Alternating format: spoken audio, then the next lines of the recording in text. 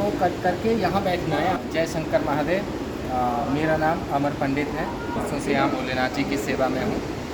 तो जैसा कि इस मणिकरण स्थान का रहस्य बतलाया गया है, पुराणों के बीच में वर्णन है। ब्रह्मांड पुराण के बीच में लिखा है कि एक समय भगवान शंकर जी और माता पार्वती जी भ्रमण करते हुए इस स्थान पर आए थे और भगवान शंकर जी को स्थान बड़ा अच्छा लगा क्योंकि ये एकांत था।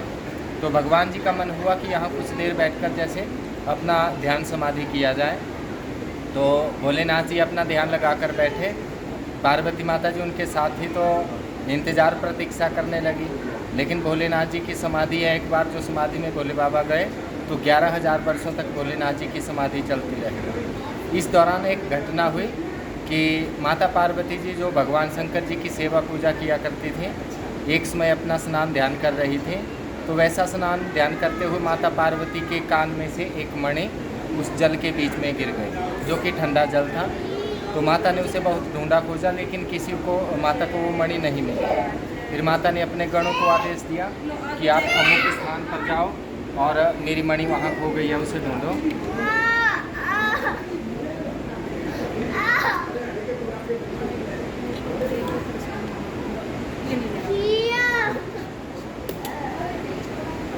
तो गणों ने भी जब माता पार्वती की मणि को बहुत प्रकार से ढूंढा खोजा, उन्हें भी वो मणि नहीं मिली। अब थक हार कर गणों ने क्या किया कि भोले बाबा जो कि समाधि लगाकर बैठे हैं, भोलेनाथ जी को समाधि से जगा दिया। तो भगवान ने विचार किया कि अवश्य ही पृथ्वी में सृष्टि में कोई संकट आया होगा अथवा कोई बड़ा हर्षोल्लास का विषय होगा जो मुझे समाधि से जगाया गया। तो भगवान जी के पूछने पर गणों ने बतलाया कि माता पार्वती की मणि जो है जलकुंड में खो गई है और वो मिल नहीं रही है। तो हम ये आपसे बताने पूछने आए हैं कि माता की मणि कहाँ है। जेब से निकालो पुत्र हाथ। हाँ, अब चुप।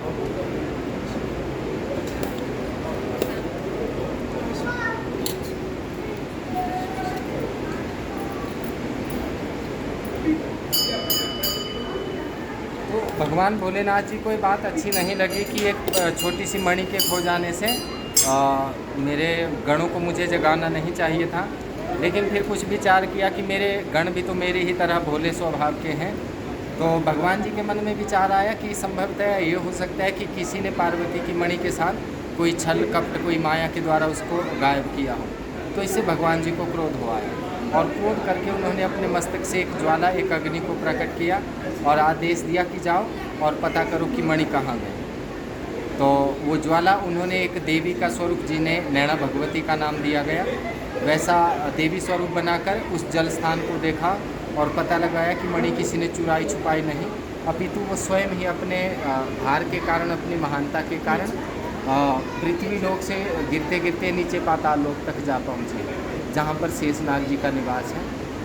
तो शेषनाग जी तक ये सारी सूचना उन ज्वाला भगवती के द्वारा, नैना भगवती के द्वारा पहुँचाई। यहाँ मैं थोड़ा सा उद्धृत करके कहना चाहूँगा कि डिस्ट्रिक्ट बिलासपुर, हिमाचल प्रदेश में ही नैना देवी जी का पवित्र स्थल है, जो कि शक्तिपीठों में आता है। वो नैना देवी जो है माता सती के नैनों का या आँखों का स्वरूप है। लेकिन यहाँ जो नैना भगवती है, ये भगवान शंकर जी की तीसरी आँख का स्वरूप है।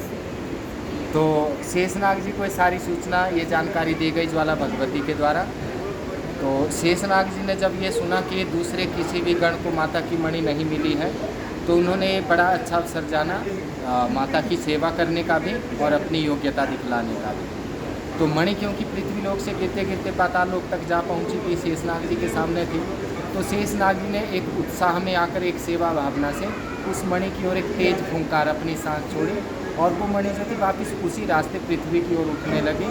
और जो एक जल का रिसाव का रास्ता पहले बना था, जो कि ठंडा जल था, शेषनाग जी की फुंकार लगने से वो पानी उबलता खौलता गर्म होता हुआ बाहर एक फुहारे के रूप में यहाँ इस मणिकरण स्थान पर प्रकट हुआ। उसी फुहारे के बीच में माता पार्वती के कर्ण की मणि भी प्राप्त हुई। तो माता के कान की मणि यानी कर्ण की मणि यहाँ खोई, एक लीला के द्वारा वापिस मिली। तो इस स्थान का नाम पहले कर्णमणि, बाद में बदलता हुआ मणिकर्ण ऐसा है। और भगवान शंकर जी क्योंकि 11,000 वर्ष यहाँ ध्यान समाधि में थे, तो इस स्थान की पवित्रता और महत्व अत्यधिक बढ़ गया और इसे तीर्थों की संज्ञा, तीर्थों का दर्जा दिया गया। तो अब ये स्थान जो है मणिकर्ण तीर्थ कहलाता है। तो भगवान भोलेनाथ जी तो अपनी वो लीला समेट कर जैसे वापिस कैलाश धाम को गए, लेकिन यहाँ पर भगवान जी के उपरांत देवी देवताओं का, ऋषियों मुनियों का, साधु संतों का समय समय पर आना, अपने अपने हिसाब से कोई पूजा साधना तपस्या करना, ये क्रम चलता ही रहा। और इसी क्रम के बीच में जैसे गुरुद्वारा साहिब में वर्णन किया जाता है कि गुरु नानक जी भी एक समय यात्रा करते हुए यहाँ पहुँचे। तो गुरु नानक जी भी एक बड़े सिद्ध कोटि के संत हैं। तो हालांकि गुरु नानक जी का नाम पुराणों में तो ना तो आया है ना ही आ सकता है, क्योंकि पुराण पहले के हैं, लेकिन वहाँ संकेत है कि साधु संत और अच्छे साधु तपस्वी लोग यहाँ आते जाते रहे। तो उसी कोटि में गुरु नानक जी भी आते हैं, तो संभवतः उन्होंने भी यात्रा की होगी। आज आपके सामने देखो पास में ही गुरुद्वारा साहिब है, यहाँ मंदिर है।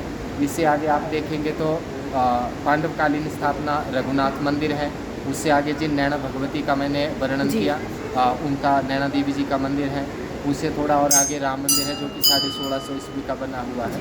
तो इस तरह से जो है मणिकर्ण इस तीर्थ स्थल के बीच में धार्मिक लोगों के लिए तो बड़ा ही स्वर्णिमय स्थान है, दर्शनीय भी है, अन्य स्थानों से थोड़ा भिन्न भी है, तीर्थ भी है।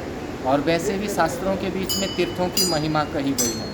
तीर्थों के ऊपर कोई जप तप दान करने का, या कोई वन प्रदेश में, कोई पर्वत आदि में, कोई नदी आदि के किनारे पर तपस्या, कुछ भी पुण्य कार्य करने का कई गुना फल कहा गया है। तो यहाँ आप विचार करके देखिए, यहाँ सारी चीज़ें एक साथ जुड़ी हैं। पास में ही पवित्र पार्वती नदी है, और जैसा कि हिमाचल पहाड़ी क्षेत्र है ही, तो ये पहाड़ भी यहाँ पर सुंदर है, और तीर्थ क्षेत्र भी है, एक सुंदर देवालय शिवालय भी है। तो इतनी सारी चीज़ें इकट्ठी एक जगह है। और अब तो देखने में आप देख ही सकते हैं, जैसे गुरुद्वारा साहिब भी पास में है। तो कुल मिलाकर जो है अत्यंत धार्मिक स्थल ये है। जो धार्मिक भाव से यहाँ की यात्रा करता है या यहाँ का दर्शन करता है, अवश्य ही वो बहुत कुछ प्राप्त कर लेता है। मैं तो चलो यहाँ पर पुजारी हूँ ही, लेकिन अन्य भी लोग कई बार जो यात्रा करते हुए आए, उन्होंने अपना अनुभव मुझसे बतलाया कि यहाँ आकर उन्हें एक अलग सी शांति महसूस होती है। जो थोड़ा बहुत भी अपना ध्यान पूजा पाठ जानते हैं या यहाँ करने का प्रयास करते हैं, उन्हें अन्य स्थानों की अपेक्षा यहाँ पर अधिक शांति और अधिक सुकून मिलता है। तो ये स्थान का महत्व है, जो कि पुराणों के बीच में वर्णन किया गया है। और आप भी अहोभागी हैं, भगवान भोलेनाथ की आपके ऊपर कृपा बनी रहें, आपके मन में भी इसी तरह सुख और शांति का दान भगवान देते रहें, आप सदा सुखी रहें। जय भोलेनाथ। बहुत बहुत धन्यवाद गुरु जी।